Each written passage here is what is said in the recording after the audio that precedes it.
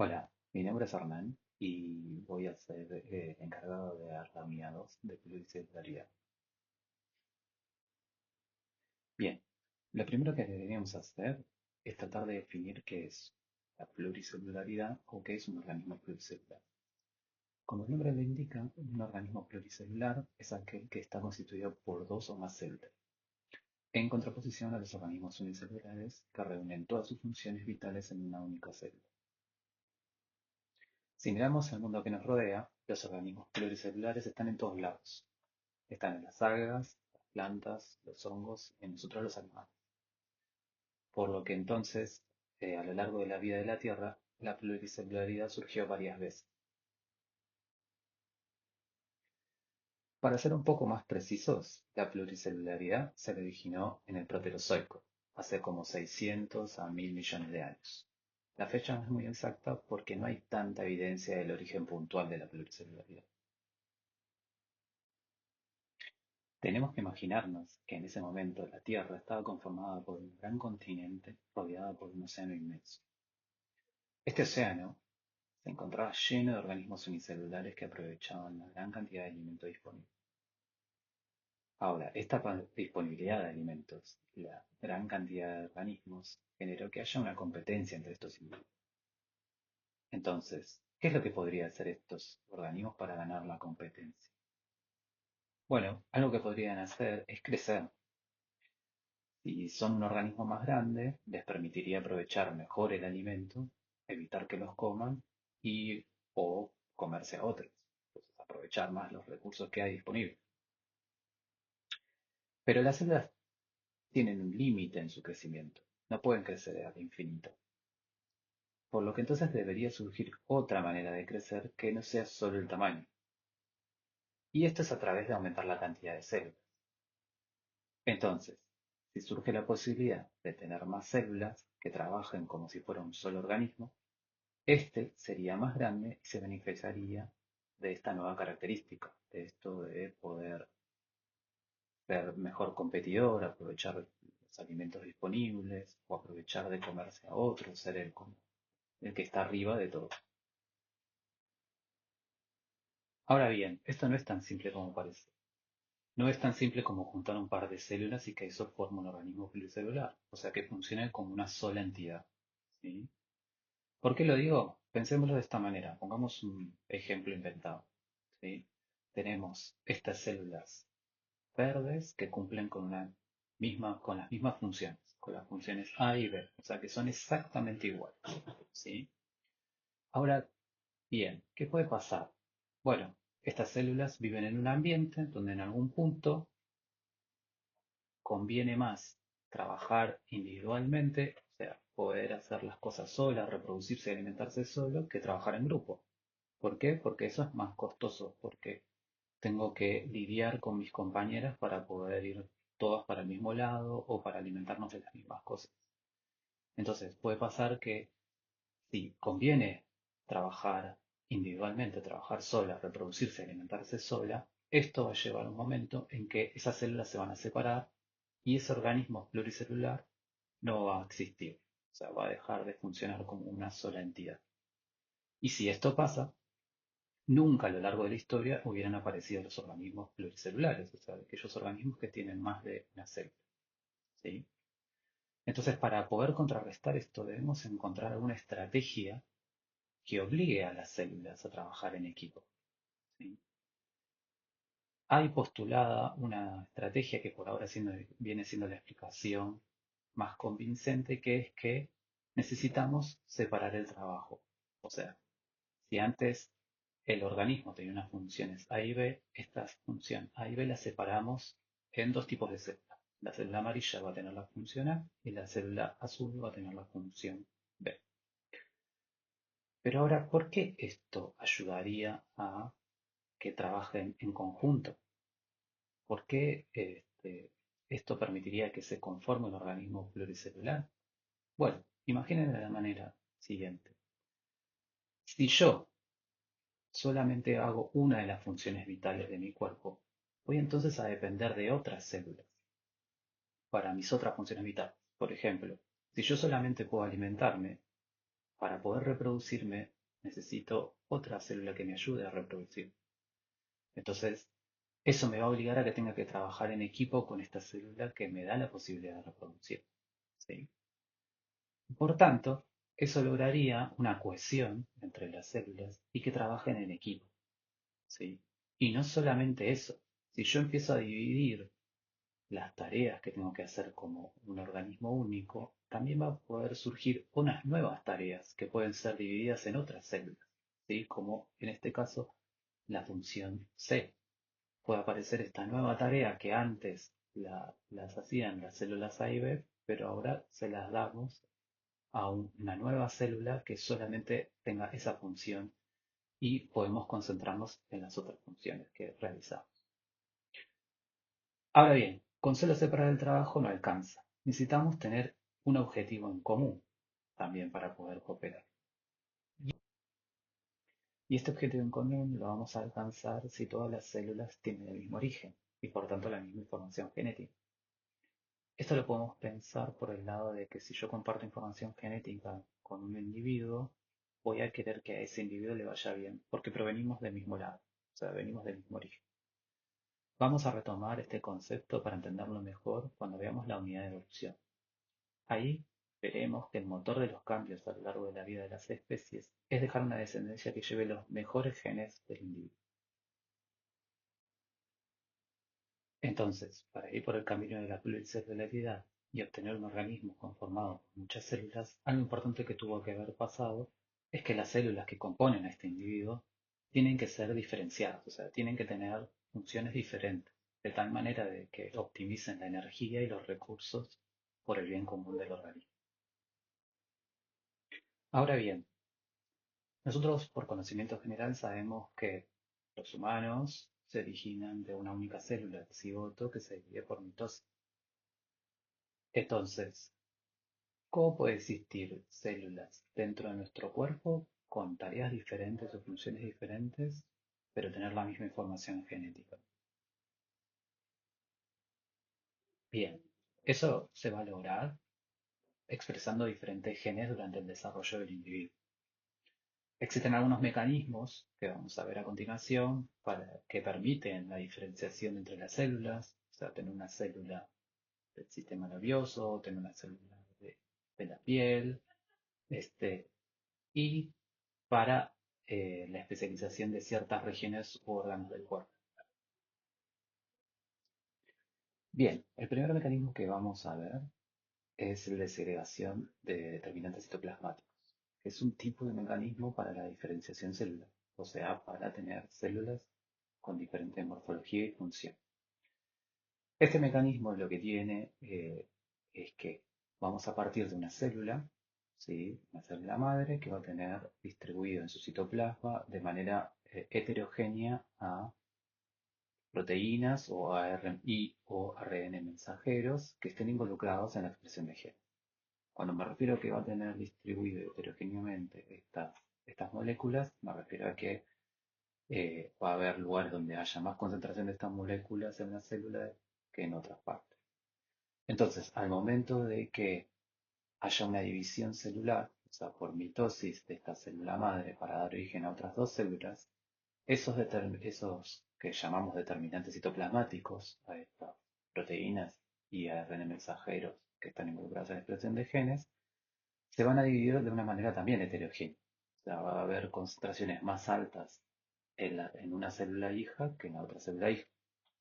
Y por tanto, cuando esas células hijas empiecen a desarrollarse, a expresar los genes que van a estar mediados o que van a estar prendidos o apagados por estos determinantes citoplasmáticos, van a expresar genes diferentes. O sea, van a tener como resultado proteínas diferentes.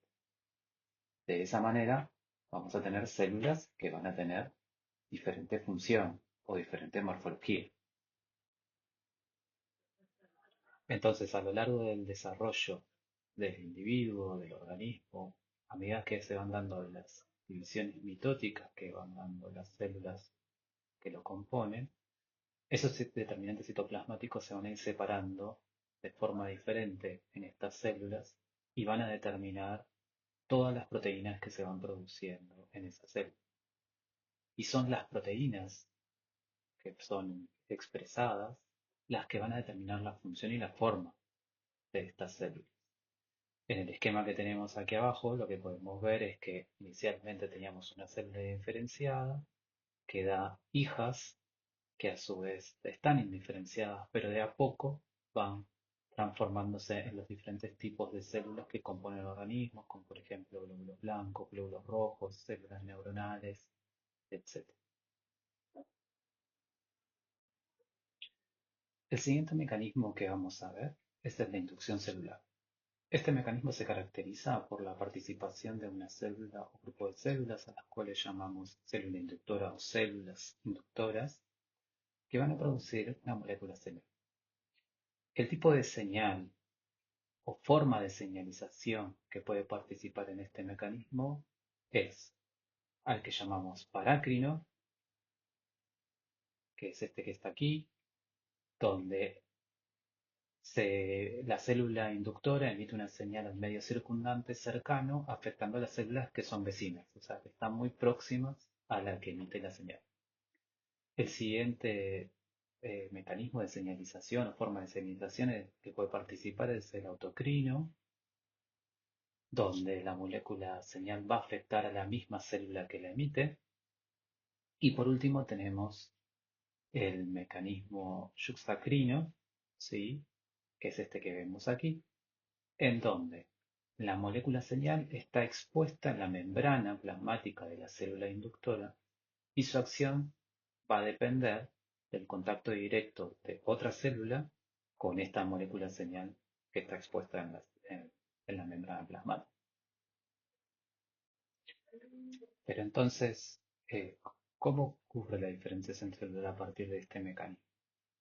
Bueno, hay que pensar que esta molécula señal que emite la célula inductora tiene como mensaje activar vías de transcripción que determinan el tipo de célula en la cual se convertirá la célula capaz de detectarla a la señal, ¿no? Llamamos células diana las células que tienen estos receptores necesarios para detectar la molécula señal emitida por la célula inductora. Entonces, es la transcripción de estos genes específicos lo que determinarán cuál será el destino de esa célula.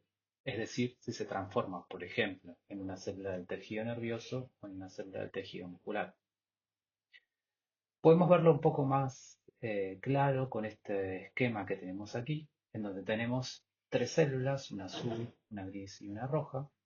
Y acá en el siguiente paso vemos un detalle donde la célula azul, ¿sí?, exocita una molécula que es una molécula señal, ¿sí?, que es detectada por receptores de membrana de una de esas células grises, que se obtuvo por división mitótica de la célula madre esta original. Y una vez que esa célula diana gris detecta, o sea, se une la molécula señal al receptor de membrana, lo que podemos ver es que hay como una cascada de reacciones en la cual se genera un factor de transcripción que va a ir hacia el núcleo y eso va a transcribir algún gen específico. En este caso, el ejemplo lo que muestra es que va a expresarse un regulador maestro. Un regulador maestro es una proteína también que es factor de transcripción que determina el destino celular. Y por tanto, al final del esquema lo que podemos ver es que esa célula antes que era gris clarita, o sea, como que podíamos pensar como que estaba bien diferenciada, empieza a cambiar de color y a tener un color más oscuro, estableciendo una diferenciación, o sea, estableciendo un tipo de célula en la que se convierte. Bien, el último mecanismo que vamos a ver o vamos a detallar es un mecanismo que permite determinar patrones específicos o generar órdenes, ¿sí? Este mecanismo se denomina gradiente de morfógenes y ocurre en diferentes momentos del desarrollo embrionario del individuo. ¿Cómo definimos a los morfógenos? Como aquellas moléculas señal que activan programas de expresión génica, o sea, grupos de genes que determinan el tipo de célula, es decir, definen su forma y su función en el organismo, como ya hemos visto en las anteriores diapositivas. Entonces, lo que va a pasar es que va a haber un grupo de células que van a sintetizar y secretar los morfógenos al medio circulante, que se van a distribuir en el embrión formando un gradiente de concentración. ¿Qué quiere decir esto? Que va a haber zonas donde va a haber más y menos cantidad de estas moléculas. Esta distribución heterogénea se debe a la difusión simple a través del cuerpo del embrión de los morfógenos, desde la fuente de emisión, o sea, de la célula que los secreta. Lo podemos ver en la siguiente figura, donde tenemos la célula amarilla, ¿sí? Que es la fuente secretora de los morfógenos, que son estas pelotitas que ven acá amarillas, y vemos que estos morfógenos se van distribuyendo a lo largo del eje horizontal, que es la distancia, ¿sí? A la fuente, donde más cerca a la célula amarilla hay más cantidad de los morfógenos de las pelotitas amarillas, y cuando nos vamos alejando hacia la derecha vemos que esa cantidad de pelotitas va disminuyendo, ¿sí? Esto, como dijimos antes, por la difusión simple de los morfógenos a través del cuerpo. Esto lo vemos también en la curva que tenemos acá arriba, donde el eje de la Y es la cantidad de morfógenos y tenemos desde la fuente puntual de donde se emiten los morfógenos, ¿sí? De la célula amarilla, una alta concentración y de a poco, de forma gradual pero rápida, desciende esta cantidad a lo largo del eje del cuerpo, ¿sí? De la distancia a esa célula que lo secreta. En la figura también vemos cómo es el efecto de este gradiente, ¿sí? Vemos que hay células que van cambiando de color, o sea, tenemos células que pasan de un rojo bordó a un color azul, y esto lo que representa son células diferentes. O sea, estas rojo bordó son diferentes a estas rositas y son diferentes a estas azules. Y van cambiando según la distancia a la cual están de la fuente de emisión de morfógeno. Y eso se debería justamente al patrón de expresión de los diferentes genes que disparan estas moléculas. Un ejemplo de cómo funciona este mecanismo es el que determina el eje antero-posterior, o sea, de la cabeza y la cola, ¿sí? En las moscas de la fruta. Acá en el esquema vemos que existen dos morfógenos, el bicoid, que es este que resaltamos acá en rojo, y el caudal, que es este que resaltamos en azul. Estos son diferentes factores de transcripción de genes importantes en el destino celular, o sea, en la diferenciación de la célula. Estos morfógenos se producen diferencialmente en el embrión de la mosca. Tenemos que el bicoid se sintetiza y se secreta a partir de células que se encuentran del lado izquierdo, en esta zona de acá, ¿sí? Del embrión de mosca. Y en el caso del caudal es al revés, se sintetizan y se secretan desde la zona derecha del embrión de la mosca, ¿sí?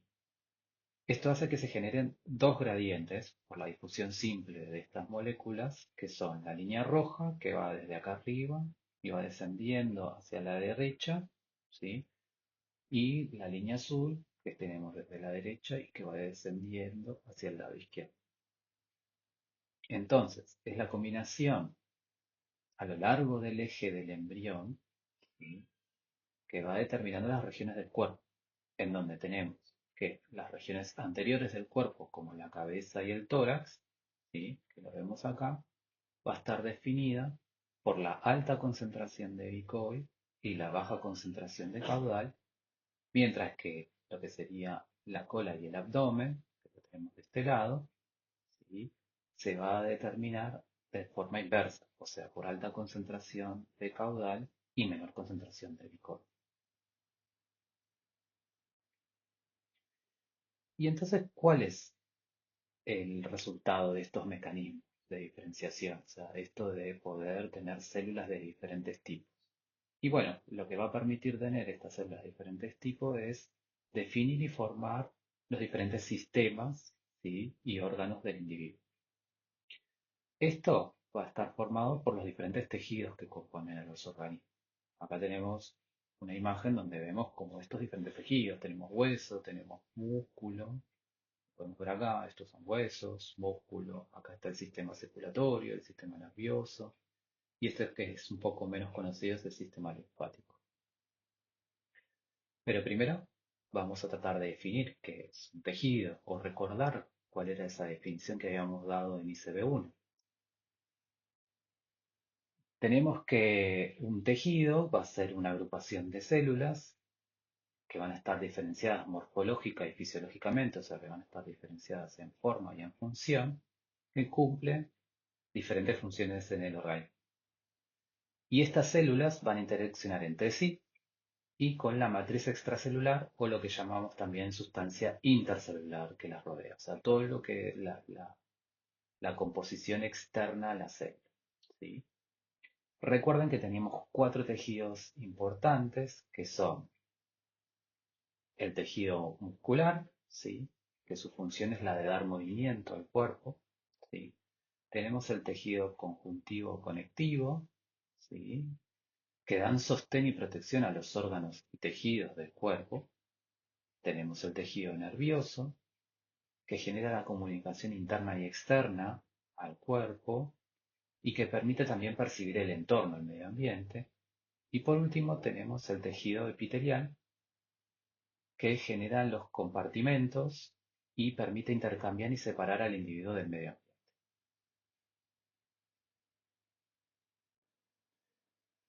Bien, entonces hasta ahora vimos estos mecanismos de diferenciación celular que lo que permitía era dividir el trabajo entre las células, ¿sí? Y que esta división del trabajo era un mecanismo importante a lo largo de la evolución de los organismos para poder ir por el camino de la pluricelularidad. Porque si nosotros no dividíamos el trabajo entre las células, esas células habíamos visto que se separaban y no mantenían a este individuo con muchas células. ¿Tá?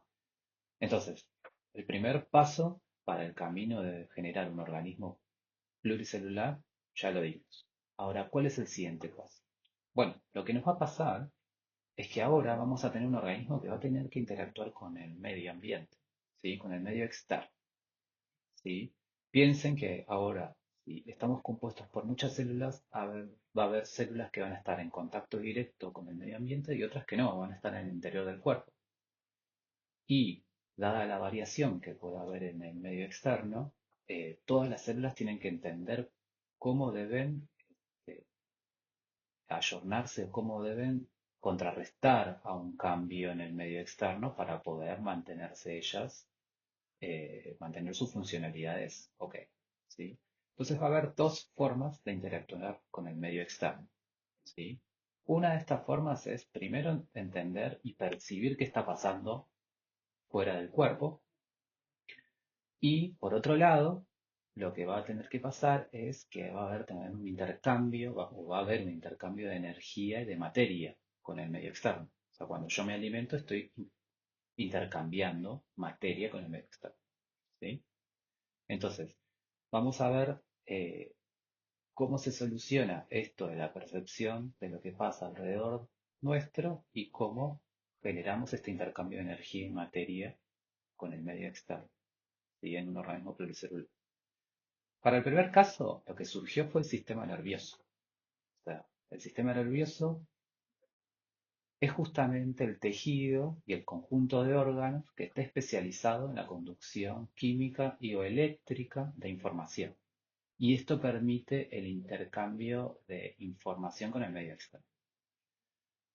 Si tenemos que reducir a unas pocas palabras cuál es la función de este sistema, es sensorial, o sea, la parte sensitiva, la parte de percepción, ¿sí? Ya sea de lo que pasa afuera y lo que pasa dentro de nuestro cuerpo.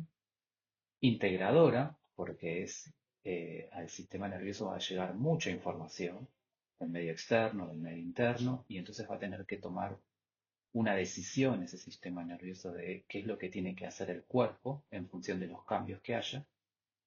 Y motora, porque va a ser la disparadora de que si nosotros nos sentimos, por ejemplo, tenemos hambre, que eso es una sensación interna, ¿sí? Porque nos está faltando energía para que nuestro cuerpo funcione.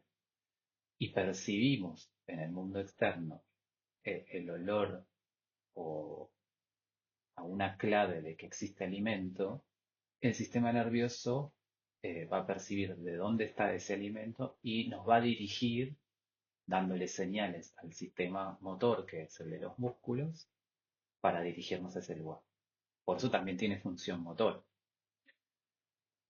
Y este sistema nervioso está compuesto por dos tipos de células importantes, que son las neuronas y las células gliales. ¿Sí? A su vez, al sistema nervioso lo podemos dividir en dos. Podemos dividirlo en lo que es el sistema nervioso central, ¿sí? Y el sistema nervioso periférico. ¿Tá? Esta división en el sistema nervioso es una división anatómica.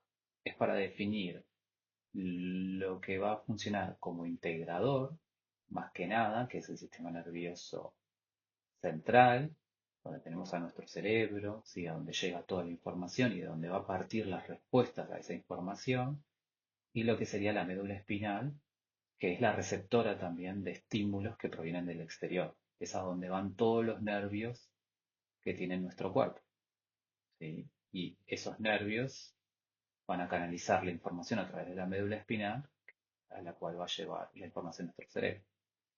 Lo llamamos central porque está en el centro de nuestro cuerpo, está a lo largo y en el centro de nuestro cuerpo. El cerebro está en nuestra cabeza y la médula espinal está en nuestra columna vertebral. Y el sistema periférico se caracteriza por, o está compuesto por todos los nervios que irradian, o sea, que van hacia las diferentes partes de nuestro cuerpo, y gracias a esos nervios es que nosotros sentimos lo que pasa afuera y lo que pasa adentro, ¿sí? De nuestro organismo. Bien, lo primero que vamos a hacer es, nosotros le dijimos que había dos tipos de células importantes en el sistema nervioso, que son las que van a tener todas las funciones de este sistema, y son las neuronas y las células gliales. Entonces vamos a caracterizar cada una de ellas. En principio, caractericemos a las neuronas, que las neuronas son las transmisoras de impulso nervioso. ¿Qué es el impulso nervioso? Es el pasaje de información, ¿sí? A través del sistema nervioso, de forma química o eléctrica, ¿sí? Bien, primero veamos la composición de las neuronas. Bien, lo que vamos a hacer ahora es nos vamos a adentrar en conocer un poco más al sistema nervioso, ¿sí?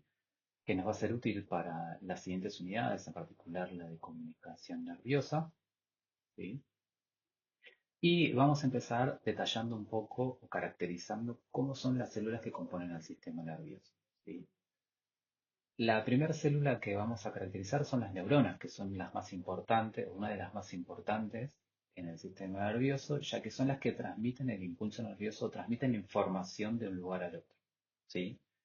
Esta transmisión de información puede ser a través de señales químicas y o eléctricas, ¿tá?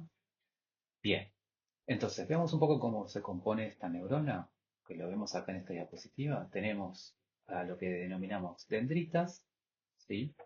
Que son unas proyecciones que se dirigen hacia lo que sería el cuerpo de la neurona o soma, ¿sí? En el soma es donde está el núcleo y los demás organelos de la célula, típica célula eucariota, o sea, tenemos un núcleo, tenemos retículo endoplasmático, tenemos mitocondrias, aparato de Golgi. Bien, y luego tenemos una proyección un poco más grande y más concisa, que es el axón, ¿sí? Que termina en lo que denominamos terminales axónicas. Y ahora vamos a entender un poquito más estas diferentes partes del cuerpo y de la neurona y qué función tiene, ¿sí? Vamos a encontrar que en los humanos hay diferentes tipos de neuronas según la forma que tienen. Tenemos lo que se llaman neuronas unipolares, ¿sí? Donde solamente tienen una proyección axónica que termina en los terminales nerviosos, en las terminales axónicas, perdón, con su soma. Después tenemos lo que llamamos neuronas multipolares, que son como esta que se mostraba acá, donde tenemos las dendritas que se proyectan hacia el soma, y del soma tenemos una proyección un poco más grosera, que es el axón. Después tenemos las neuronas bipolares, porque tenemos una proyección a la cual llegan las dendritas, ¿sí? Se juntan, van al soma y luego aparece el axón y sus terminales axónicas. Y por último tenemos esta que es un poquito más rara, que es la pseudo unipolar, porque tiene la apariencia de una unipolar, porque del soma sale una sola proyección, pero esta proyección se bifurca, al igual que en las bipolares, donde tenemos las dendritas de un lado y las terminales axónicas del otro. Bien. Entonces, ¿por qué tenemos esta distinción en la forma de la neurona?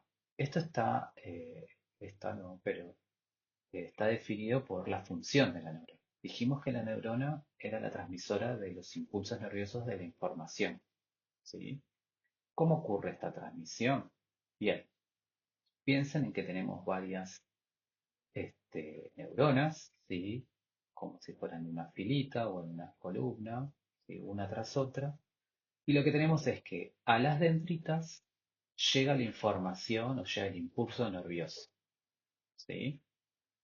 Esas dendritas transmiten esta información al soma, donde se integra la información que llega de las diferentes dendritas, ¿sí? Y ahí el soma de la neurona va a tomar una resolución, va a ser una respuesta que va a ser transmitida a través del axón y a través de este axón esta información se va a dividir en las terminales axónicas que pueden llegar a una sola neurona o a varias, ¿sí? Formando una red. Bien. Entonces, anatómicamente, las neuronas tienen esa forma justamente por cómo se da el pasaje de información entre una neurona y la otra. Esta conexión o este acercamiento entre las neuronas es lo que llamamos sinapsis. Existen dos tipos de sinapsis y por eso hablamos de que el impulso nervioso puede ser transmitido de forma química o eléctrica. La primera sinapsis que vamos a ver es la sinapsis química, ¿sí? Se llama así porque en la terminal axónica van a llegar vesículas que van a liberar moléculas a las cuales denominamos neurotransmisores. Y estas moléculas neurotransmisores van a tener receptores en las dendritas de la siguiente neurona, ¿sí? Que generalmente son canales iónicos. Entonces, una vez que este neurotransmisor se acopla con el canal iónico, que tiene un receptor, o sea, tiene un sitio de unión para este neurotransmisor, este canal iónico se va a abrir o se puede cerrar, dependiendo de cuál sea la función del canal iónico, y de esa manera se transmite la información de una neurona a la siguiente. Esto lo van a ver mejor y más detallado en la unidad de comunicación nerviosa. Por otro lado, las sinapsis eléctricas, el acercamiento es mucho más estrecho, hay como una conexión directa, o sea, casi no hay un espacio entre las dos, entre el axón y la dendrita de las dos neuronas, y esa conexión se da por canales iónicos acoplados, canales iónicos no, uniones gap, ¿sí? Que son canales que permiten la transmisión o el pasaje de sustancias de bajo peso molecular de una célula a la otra, ¿sí? Entonces, lo que va a pasar es que por el axón van a viajar corrientes de iones que van a pasar directamente a través de estos canales a la siguiente neurona hacia la dendrita, ¿sí? Pero nuevamente, esto lo van a ver en detalle en la unidad de comunicación nerviosa, pero ya voy adelantando un poco cómo se va transmitiendo el impulso nervioso, ¿sí? Otra cosa característica del sistema nervioso son las células guiales, ¿sí? Que van a depender un poco qué tipo de células voy a tener si estoy en el sistema nervioso central o si estoy en el sistema nervioso periférico. ¿Qué son las células guiales o qué función tienen las células guiales? Bueno, tienen muchas funciones y acá las detallo algunas, que son como el sostén mecánico, o sea, del sistema, o sea, la parte de cómo va a funcionar todo este sistema nervioso. Va a generar el aislamiento eléctrico, ¿sí? Que ahora vamos a ver en detalle a qué me refiero con esto. Va a reparar y limpiar el tejido. Cuando hablamos de reparar y limpiar, estamos hablando de eh, actores externos que no deberían estar en el tejido, como microorganismos, virus. Entonces van a dedicar a hacer la parte inmunológica del sistema nervioso. Van a ayudar en la comunicación entre neuronas, esto quiere decir formando el espacio sináptico, lo que vimos antes, o sea, formando la sinapsis. Van a regular el medio extracelular, o sea, la matriz extracelular que rodea a las neuronas, y van a nutrir y proteger a las neuronas. ¿Sí? Nutrir es que le van a dar. Piensen que las neuronas están especializadas solamente en realizar la conducción del impulso nervioso, entonces necesitan que se les esté dando alimento o se les esté dando los insumos que necesitan para poder seguir con sus vías metabólicas. Como les dije, hay diferentes tipos de células gliales, dependiendo del sistema en qué región anatómica nos encontremos. Si nos encontramos en el sistema nervioso central, vamos a encontrar lo que denominamos astrocitos, que son estas verdes, los oligodendrocitos, que son estas azules, células de la microglía, ¿sí? Células del epéndimo, que son como las que tapizan toda la parte del sistema nervioso central. Y si nos encontramos en la célula, en el sistema nervioso periférico, o sea, la parte externa al sistema nervioso central, vamos a encontrar dos tipos importantes que son las células satélites, que son las que van a formar los ganglios nerviosos, y las células de Schwann, ¿sí? Y me voy a concentrar en los oligodendrocitos y en las células de Schwann. ¿Por qué? Estas dos células son las que generan el aislamiento eléctrico, ¿sí? De las neuronas.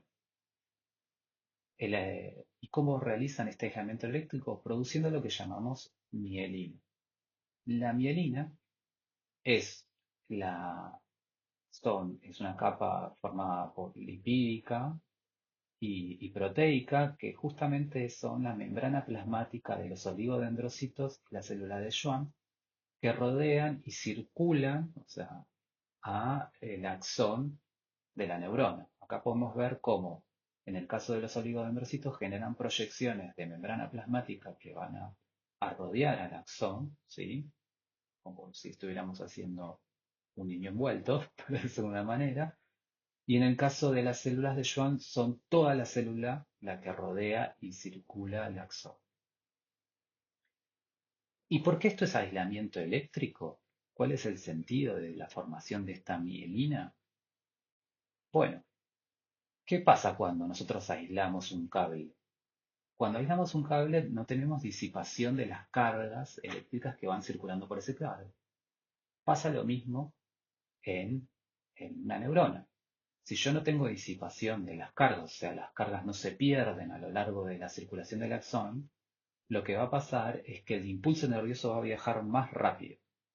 ¿Sí? Vamos a tener una velocidad más alta justamente porque tenemos aislado el axón. Esto nuevamente lo vamos a ver en la unidad, perdón, de comunicación nerviosa. Vamos a ver cómo se genera el impulso nervioso a través de las cargas dentro y fuera de la membrana del axón y vamos a entender bien por qué tenemos un aislamiento eléctrico y cómo nos ayuda a que el impulso nervioso viaje más rápido.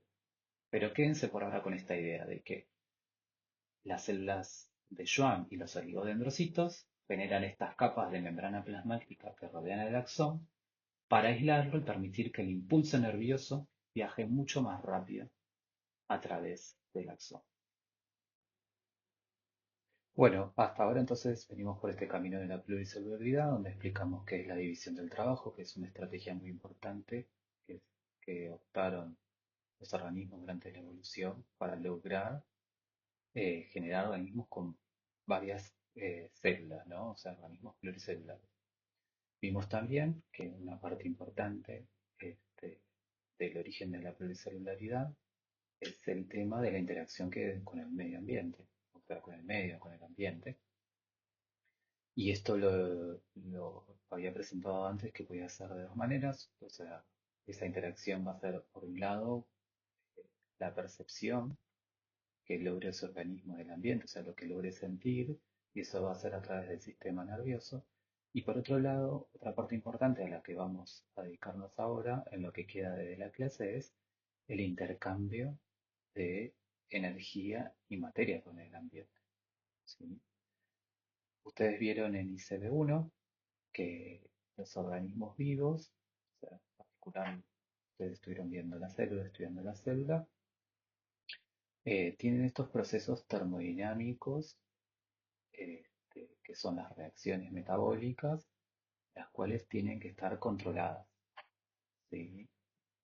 Porque una parte que nos caracteriza como seres vivos es que tenemos un orden en nuestro cuerpo para poder lograr establecer todas las reacciones y vías metabólicas necesarias para poder estar vivos y poder hacer todas nuestras funciones. Pero ¿qué pasa cuando nosotros nos encontramos en un entorno el cual está todo el tiempo cambiando en las diferentes variables ambientales, como temperatura, humedad, en caso de que vivamos en un entorno acuático, el pH, las concentraciones salinas, tenemos que tratar de regular internamente o contrarrestar internamente lo que pasa cuando hay cambios para mantener todo ordenado y poder cumplir con nuestras eh, diferentes funciones vitales. Entonces, una de las interacciones con el medio para poder hacer este intercambio de energía y materia va a ser aislarse del medio, o sea, separarse del medio externo. Y de esa manera vamos a poder controlar las condiciones internas del organismo, las condiciones que llamamos fisiológicas.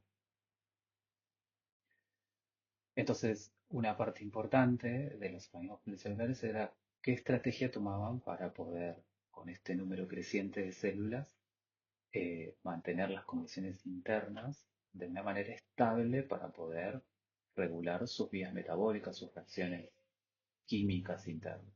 ¿Sí? Entonces, para eso, lo que tuvo que aparecer eran células especializadas que permitan generar barreras eh, que controlen este intercambio con el medio ambiente y controlen entonces la variación que había en el ambiente para que no afecte el medio interno, ¿sí? Y acá en este esquema lo que les muestro es un ejemplo que es bastante real, que es la luz del intestino, que en realidad lo podemos considerar como el medio externo, y lo que sería el torrente sanguíneo que está por debajo o por internamente en el intestino, ¿sí? Y lo que vemos acá es una fila de células que llamamos enterocitos, que son las células que conforman el intestino, ¿sí? Que están una al lado de la otra muy pegadas y establecen una unión muy estrecha a partir de ese complejo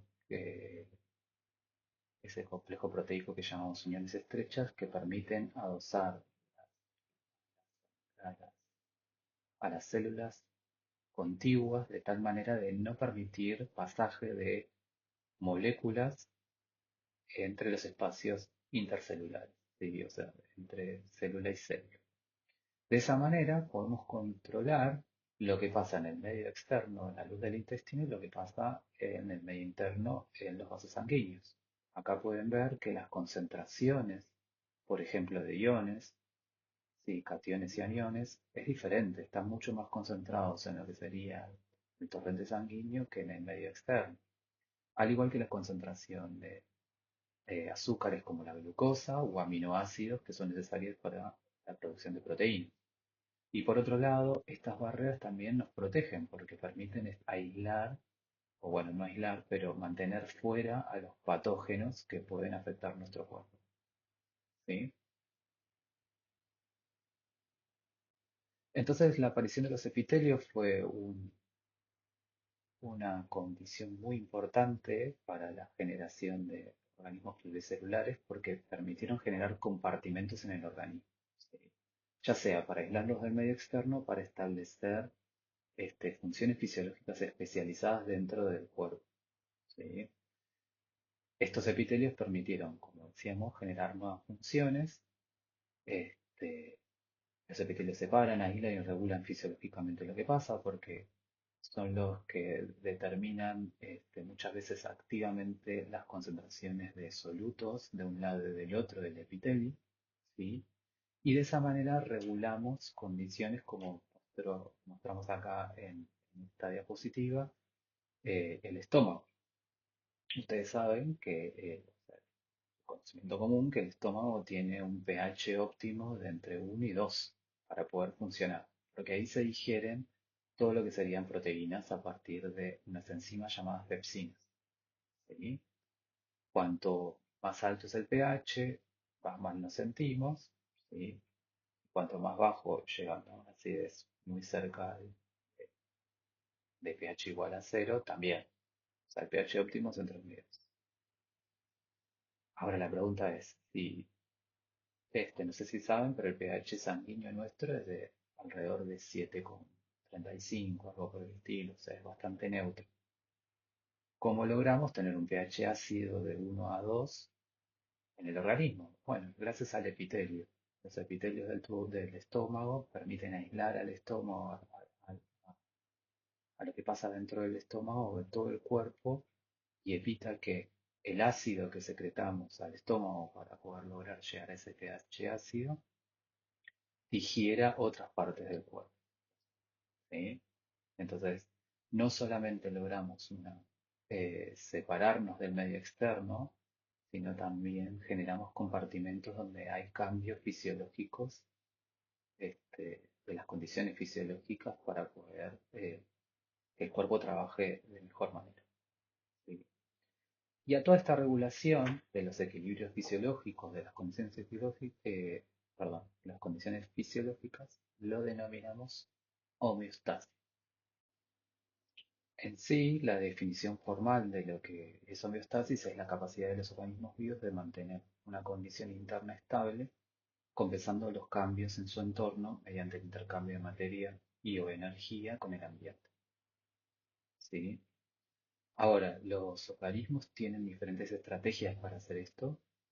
Vamos a ver un par de estrategias que son bastante de sentido poco común. Y ahora vamos a ver por qué. Entre estas estrategias, una de las primeras es lo que llamamos evitación, ¿sí? Como pueden ver acá a este oso invernando.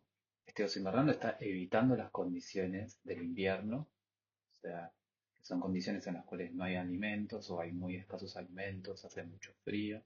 Entonces se evita estar en esas condiciones ambientales, ¿sí? Bajando su metabolismo de tal manera de generar como un sueño cuasi profundo, ¿sí? Este, y de esa manera se ahorra energía, ¿sí?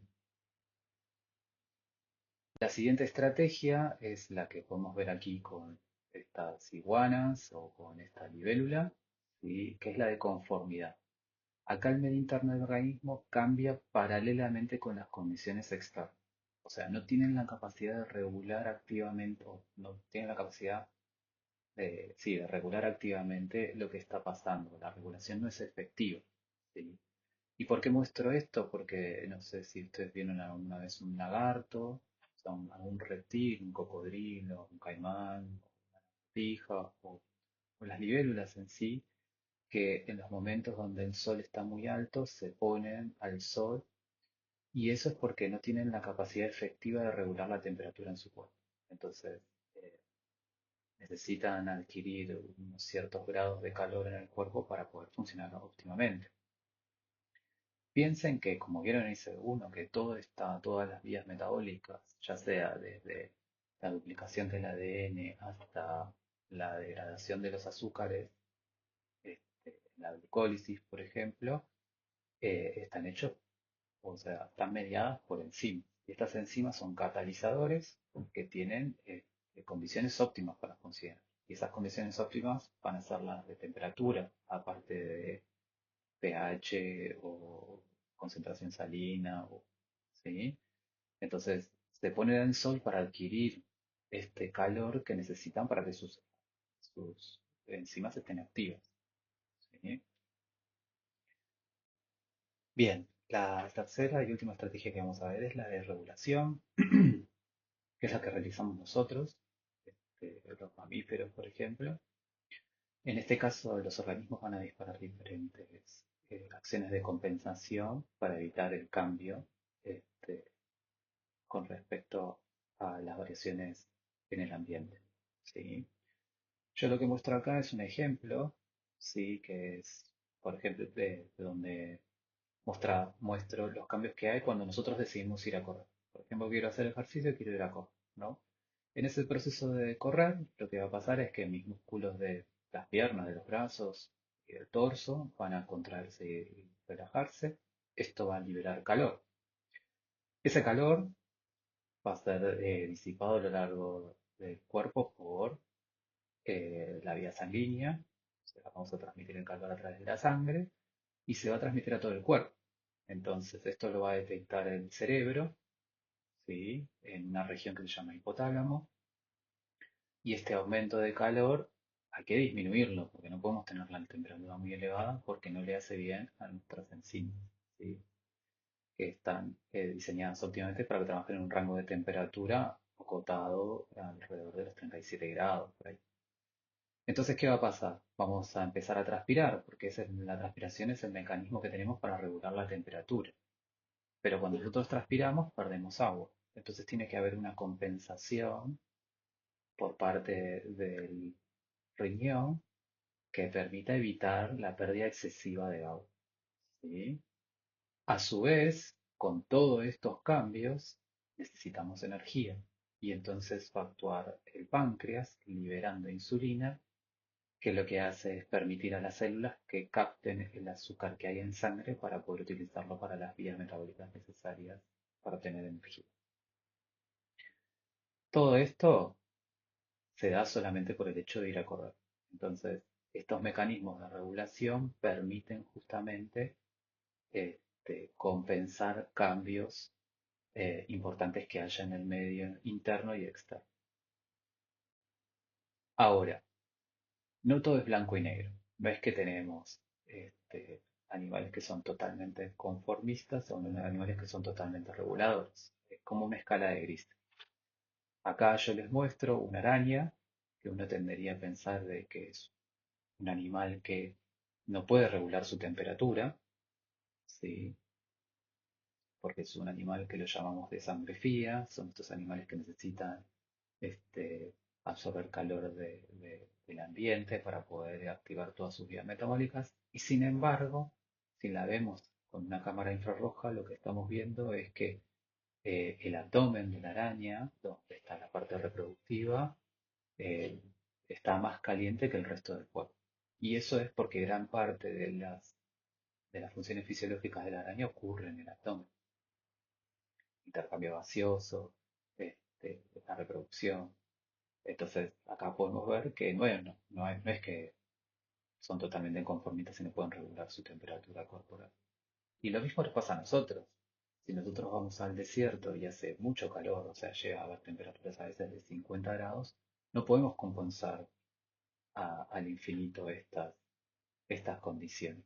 O sea, no lo podemos meter en un horno, porque el horno puede llegar hasta los 400, 500 grados, y compensar esa temperatura. O sea, en algún momento nuestro cuerpo no va a poder compensar eso. No vamos a poder regular las condiciones.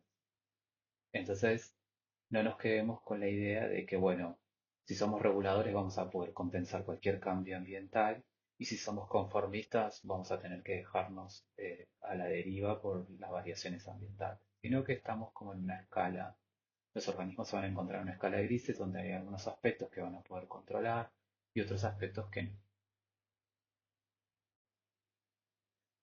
Ahora bien, para que un organismo pueda responder a los cambios del entorno, necesita unos elementos básicos. En principio vamos a tener a la variable, ¿sí? Que es la que cambia. O sea, un ejemplo que estuvimos viendo a lo largo de estas diapositivas fue la temperatura. Un sensor que nos permita saber cómo cambia esa variable, ¿sí? También vamos a necesitar un órgano integrador que reciba la información del cambio, ¿sí? De la variable y que actúe en consecuencia a través de una acción que la va a llevar a cabo a partir de un órgano efector, ¿sí?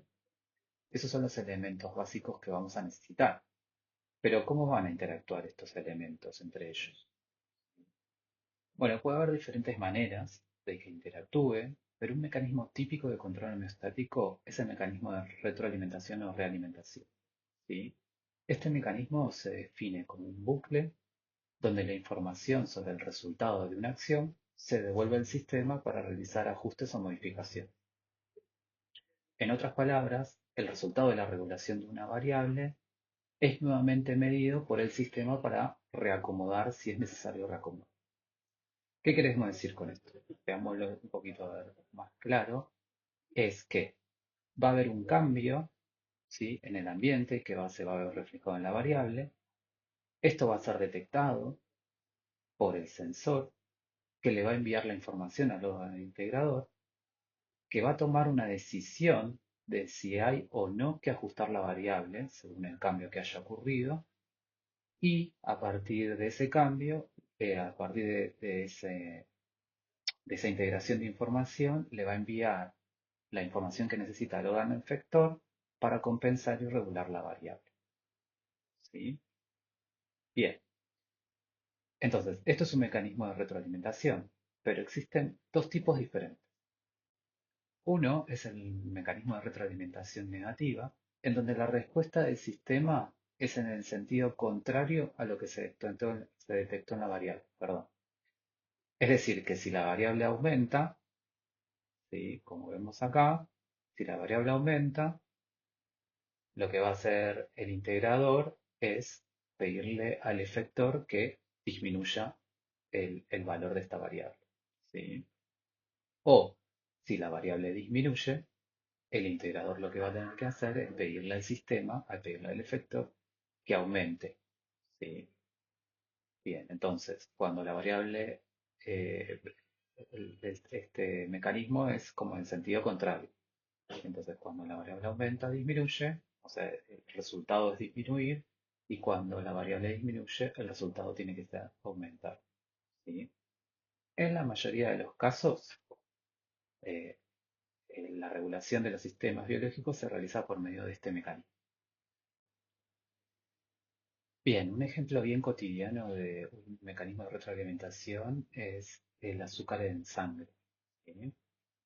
Por ejemplo, nosotros comemos y eso va a hacer que entre azúcar a nuestro sistema digestivo, a nuestro estómago y luego a nuestro intestino, y eso va a ser detectado e integrado por el páncreas. Vamos a tener células que se dediquen a medir la cantidad de glucosa en sangre y a su vez y a su vez dar la instrucción necesaria, este, para poder responder ese cambio de, de la variable que es la concentración de azúcar en sangre. Entonces, nos alimentamos, hay un aumento de la glucosa en sangre por esta ingesta de alimento, va a ser detectado por algunas células del páncreas que lo que van a hacer es detectar, sensar este cambio y van a mandar un mensaje, a las células, perdón, a las células y a los órganos que van a tener que ser los efectores para disminuir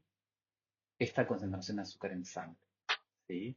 Entonces, ese mensaje, esa información va a ser llevada por la insulina a células del hígado o a otras células del cuerpo que lo que van a hacer es tomar la glucosa que está en sangre, ¿sí? Y en el caso del hígado, perdón, almacenarlas, ¿sí?, en glucógeno, y en el caso de las células del cuerpo, tomarlas, a estas moléculas de glucosa y usarla en su metabolismo, ¿sí?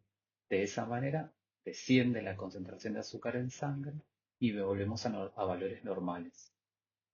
Entonces acá hay un mecanismo en el cual por un aumento hay como respuesta una disminución. El otro mecanismo que no es tan común es el de retroalimentación positiva, aunque hay formas de control homeostático que son a partir de este tipo de mecanismo, en donde la respuesta del sistema va en el mismo sentido, eh, del cambio de la variable medida. Es decir, si la variable aumenta, como vemos acá, el integrador lo que va a decirle al efector es que mantenga ese aumento. Y si la variable disminuye, el integrador lo que va a pedir es que la variable siga disminuyendo, ¿sí? Un ejemplo cotidiano de esto es el amamantar. ¿Por qué el amamantar? Porque cuando una madre da la teta a un hijo, lo que está pasando es que cuando ese hijo succiona, estimula, ¿sí?, a la madre, mandando una señal a lo que sería la hipófisis, que es una parte del cerebro, sí, que está en la base del cerebro, que al detectar esta señal, ¿sí?, de succión, de necesidad de dar leche al bebé, manda señales a las glándulas mamarias para que produzcan más leche. Entonces, cuanto más tomo, más quiero, ¿sí? Entonces produzco más, ¿sí? De esa manera, la madre nunca se queda sin leche. Entonces, en este caso, en este ejemplo, podemos ver que el aumento de entrega de leche hace que haya un aumento en la producción de leche. Y es una retroalimentación positiva. Bien, espero que haya quedado, que se haya entendido un poco los temas de esta unidad y nos estamos viendo y cualquier consulta la pueden hacer a través del foro. Nos vemos.